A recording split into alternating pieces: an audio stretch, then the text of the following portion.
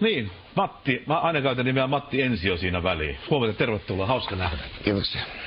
Mitä se? No.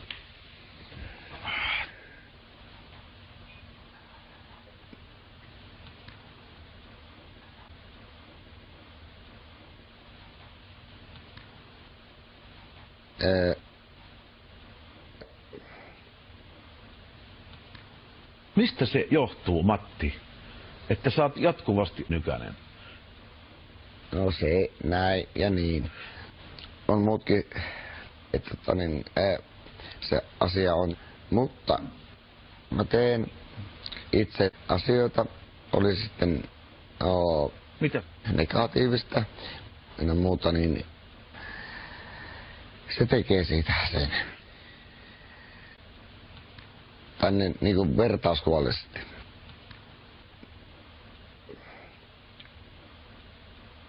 Että